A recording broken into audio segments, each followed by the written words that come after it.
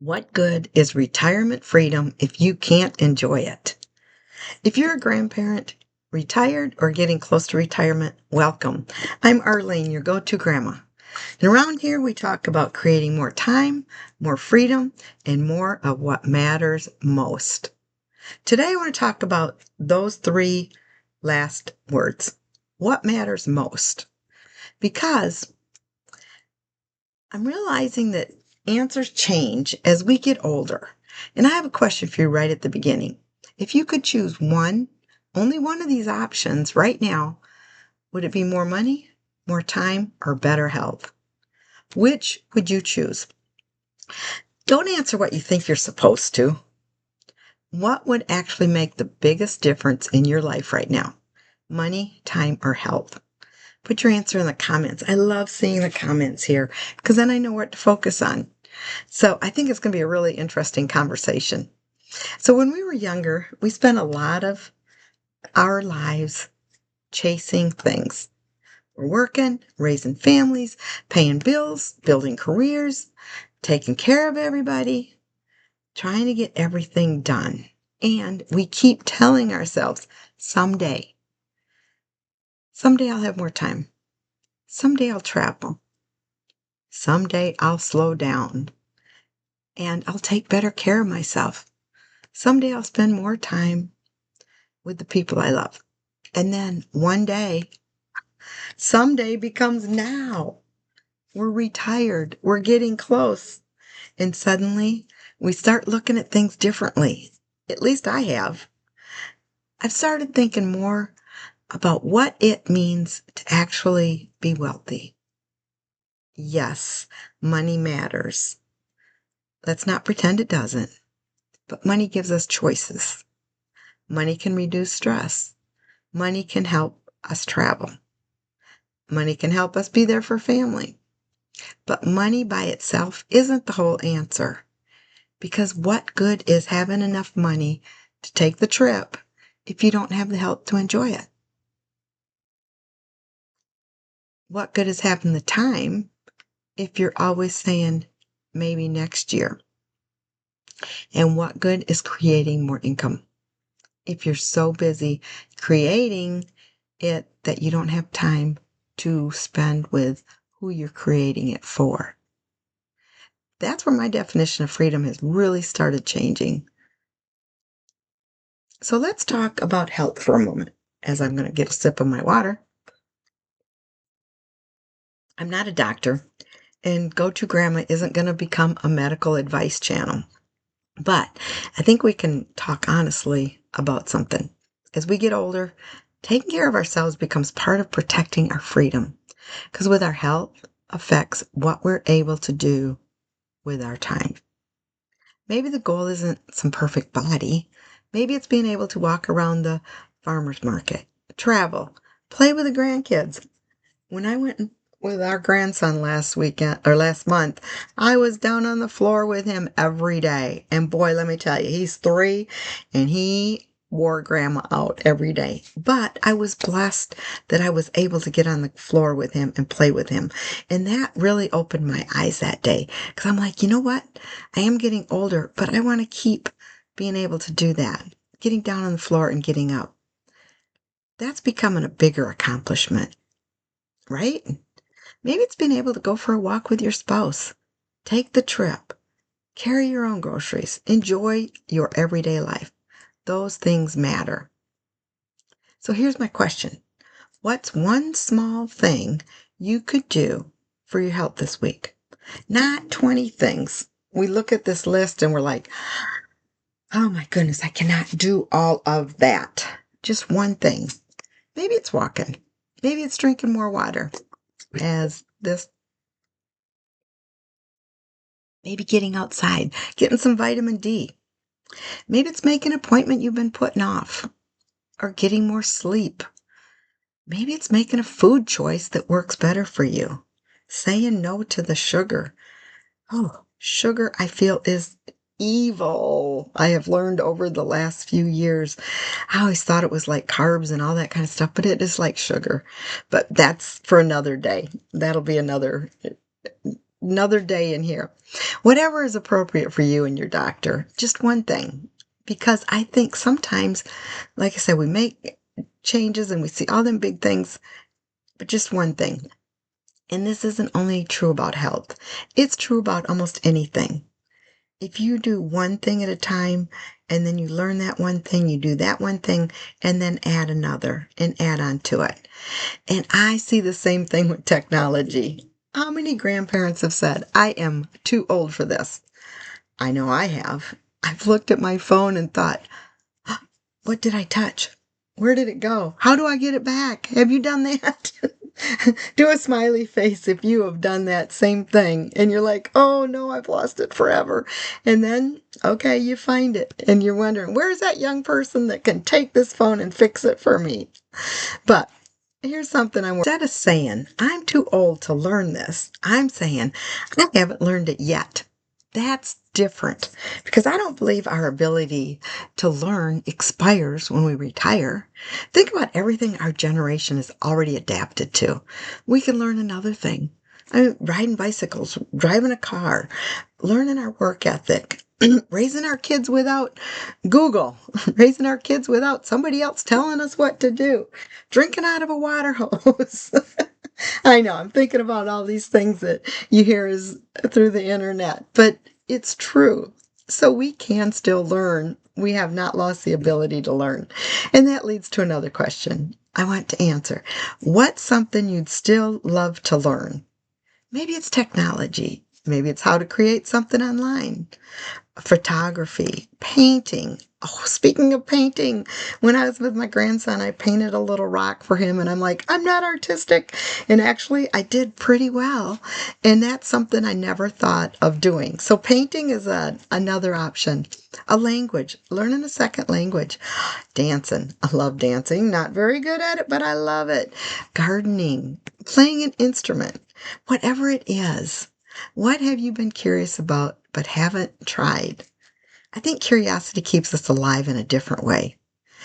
Speaking of curiosity in a different way, I'm just sharing this. My grandfather lived to be 101. His secret was every day when he went to bed, he had to have something to do the next day when he got up.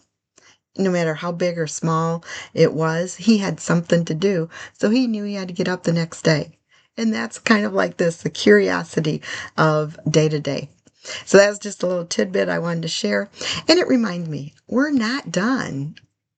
And that's true. Just because we retired, now the fun begins. Sometimes it's scary, majority of it's fun. And then there's family. This may be the biggest one for me. I've already talked about my grandson. The older I get, the more differently I think about what to leave behind. Of course, I'd love to leave money. Who wouldn't? But I'd love my family to be financially better because I was here. But I've realized that's not the only inheritance I'm leaving. I'm leaving stories, traditions, conversations, experiences, memories. My grandson will know that I was there for his birthdays. I'm leaving the memory of whether I was there. That hits me differently now.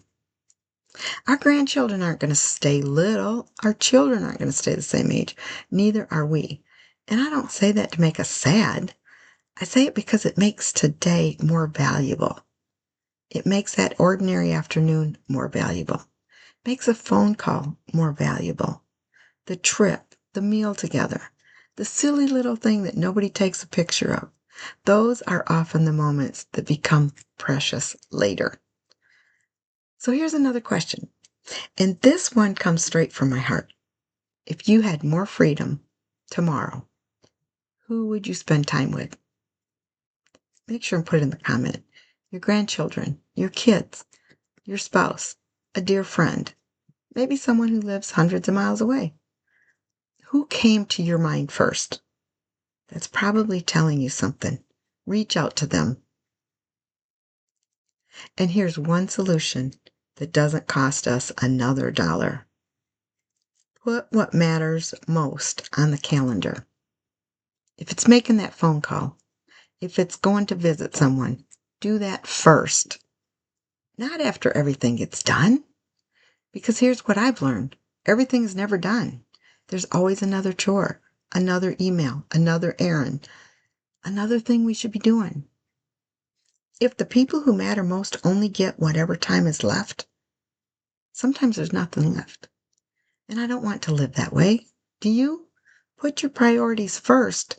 Do that first, then do the other things. The other stuff will wait. This is also why creating income online became interesting to me. Not because I dreamed of spending retirement sitting in front of a computer all day. That's not what I wanted to do. Quite the opposite. I wanted flexibility. I wanted something I could learn. I wanted something that could fit around my retired life.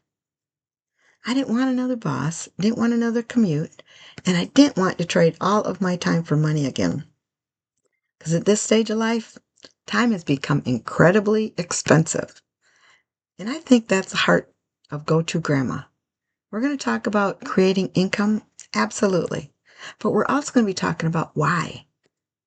We're going to talk about health, family, travel, retirement, technology, purpose. What's the purpose in retirement? Learning, and probably a whole lot of real life along the way. Because I don't want to create more money and forget to create more life. So let me ask you the one last question. Money, time, or health? If you could improve one of those right now, which would make the biggest difference? And then I want you to go one step further. Why?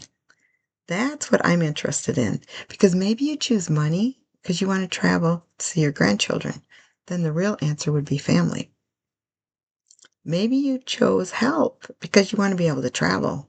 Then the real answer might be freedom. Or maybe you chose time because you spent your whole life working.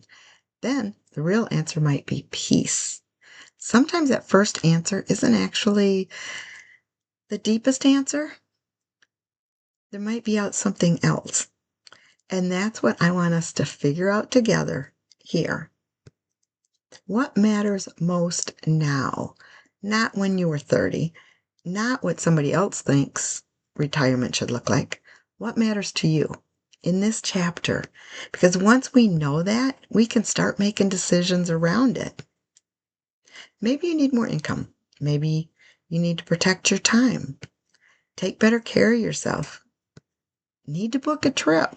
Need to call somebody. Or need to learn something new. Maybe you need to stop saying someday, whatever it is, take one step, not 20, just one step, whether it's your health, your time, or your finances. And before I go, I want to tell you something. I don't believe getting older means our best years automatically have to be behind us. There are places we haven't seen, things we haven't learned, people we haven't met, memories we haven't made, and maybe even opportunities we haven't discovered. I'm not trying to go backward and be 30 again. No, thank you. I had enough going on at my 30s. I'm interested in what's next, and I hope you are too. If you're a grandparent, retired, or getting close to retirement, subscribe and join me here at Go To Grandma. And please answer today's questions in the comments. If you could have more money, more time, or better health right now, which one would you choose? I'm going to be reading the answers, your answers, because I want to create here to be based on what grandparents actually want and need, not just what I think you want. And if creating additional income is part of what would give you more freedom, you'll find my Start Here information below. You can see what I've been learning and doing online. Take a look, ask questions, decide for yourself, and there's no pressure. It's just take a look. Because Go To Grandma isn't about telling you what your retirement should look like. It's about helping you create more choices for what you want retirement to look like. More time, more freedom, more of what matters most. I'm Arleen, your Go To Grandma. Thank you for spending your valuable time with me. I'll see you on the next one. Bye for now.